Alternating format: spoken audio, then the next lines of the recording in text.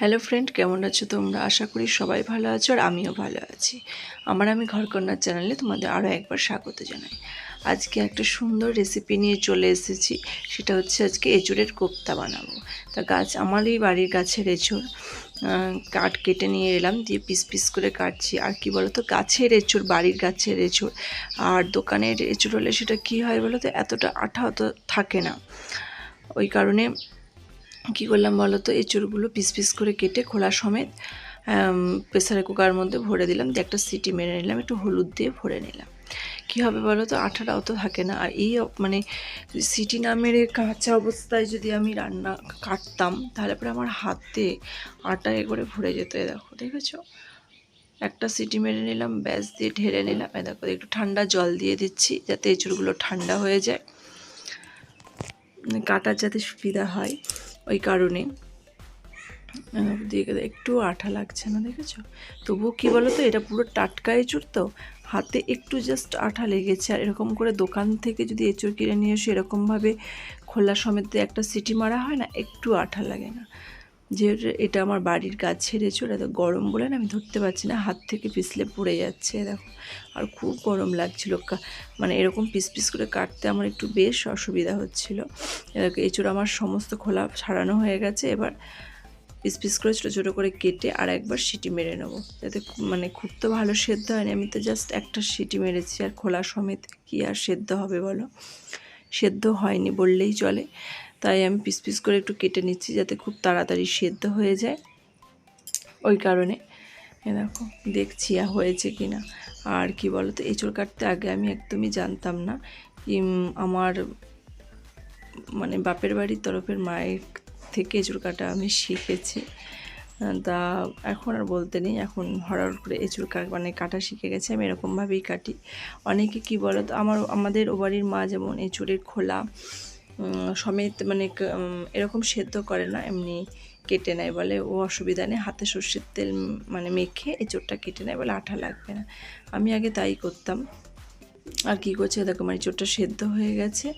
একটুখানি মানে আদা বাটা, হলুদ, জিরে গুঁড়ো আর একটুখানি স্বাদ মতন নুন আর একটুখানি বেসন দিয়ে এঁচোড়টাকে এবার ভালো করে মেখে নেবো। আর একটুখানি কাঁচা পেঁয়াজ কুচনো দিয়ে দেবো।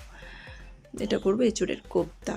এরকমভাবে এঁচোড়ের কোপ্তা আমি শিখেছি হচ্ছে আমার দিদির কাছ থেকে।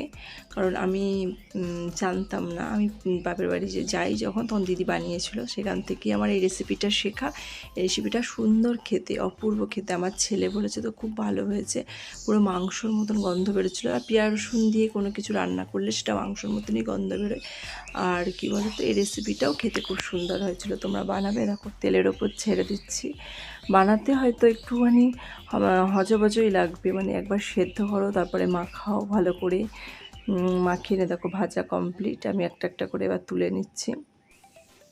পুরো লাল লাল করে কড়া কড়া করে ভেজেছিলাম। খেতেও বেশ এরকম ভাজাও খেতে বেশ ভালো লাগে। কারণ আমার ছেলে খেয়েছিল, বললো মা ভাজাও খেতে ভালো লাগছে। তবে আমি সবই ঝোলের মধ্যে দিয়ে দিয়েছিলাম, এর শুকনো ভাজা এরকম রাখিনি, কারণ ডালের সঙ্গে ভাজাটা খেতে ভালো লাগে। আজকে আর ডাল করব না, ওই কারণে শুধু এই এঁচোড়ের কোপ্তাটা করবো, তার জন্যই আর ভাজা রাখিনি, সমস্ত তরকারির মধ্যে দিয়ে দিয়েছিলাম। এটাকে একটা একটা করে ছাড়ছি, মনে হচ্ছে মানে যেমন তালের বড়া করি সেই রকম লাগছে।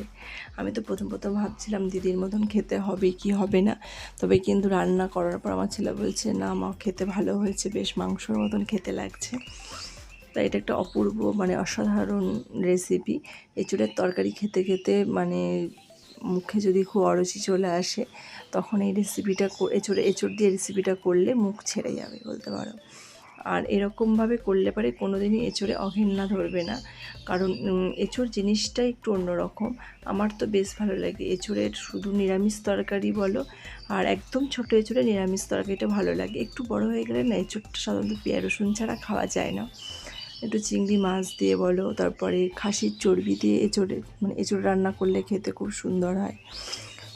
তা আমি তোমাদের আজকে এঁচোড়ের কোপ্তাটাই দেখাচ্ছি। দেখো, বড়াগুলো এরকম ভেজে বাটিতে তুলে রেখে দিয়েছি, দিয়ে তেলের ওপর একটু তেজপাতা, কাঁচা লঙ্কা আর একটু পেঁয়াজ কুচো দিয়ে ভালো করে নেড়ে নিচ্ছি। লাল লাল হয়ে গেল, দিয়ে আমি একটু টমেটো দিয়ে দিলাম, বেশি করেই টমেটো দিয়ে দিলাম, কারণ টমেটোগুলো নষ্ট হয়ে যাচ্ছিলো। দেখলাম দিলেও বেশ ভালো লাগবে, কারণ এখন টমেটোতে টক নেই। দিয়ে আলুগুলো ভালো করে কষে নেবো। আমি এরকম ছোটো ছোটো মানে খুব বড় বড় আলু দিইনি, কারণ দেরি হবে, ওই কারণে আমি এরকম সাইজের আলু দিয়েছি। এতেও যাতে তাড়াতাড়ি সেদ্ধ হয়ে যায়। দিয়ে একটু নুন হলুদ দিয়ে ভালো করে ভেজে নেবো। ভালো করে একটু কষে নেবো আলুগুলো, দিয়ে মশলা দিয়ে কষবো। তাই দেখো লাল লাল করে আলুগুলো কিন্তু ভাজা হয়ে গেছে। এবার কি করব বলো তো, মশলা দেবো। প্রথমে আদাটা দিয়ে দিলাম, দিয়ে একে একে মশলা দেবো। জিরে গুঁড়ো দিয়ে দিলাম, একটু কাশ্মীরি লঙ্কা দিলাম, তারপরে হচ্ছে একটু মিট মশলা দেব, একটু মিট মশলা 1 চামচ মতন দিয়ে দিলাম। দিয়ে এবার একটু কষে নেবো।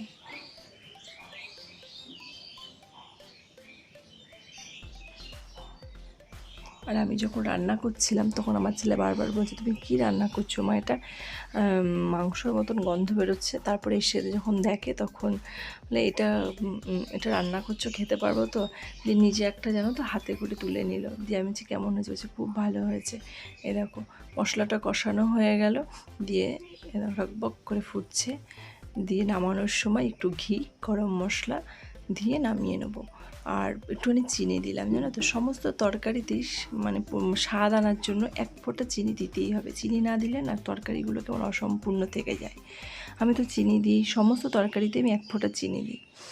দাদা বড়াগুলো লাস্টে একদম নামানোর সময় দিলাম, যাতে মানে গলে না যায়, বেশ গোটা গোটা থাকে। ব্যাস, আমার এঁচোড়ের কোপ্তা রান্না শেষ। তো তোমরাও একবার রান্না করে দেখবে কেমন দিয়ে কেমন খেতে লাগে আমাকে অবশ্যই জানাবে। তাহলে বন্ধুরা ভিডিওটা আজকে এখানেই শেষ করছি। যদি আমার ভিডিওটাতে কিছু ভালো লেগে থাকে তাহলে একটা লাইক করে দিও। তোমরা সবাই সুস্থ থেকো, ভালো থেকো, সাবধানে থেকো। দেখা হচ্ছে অন্য একটি ব্লগে, অন্য একটি ভিডিওতে।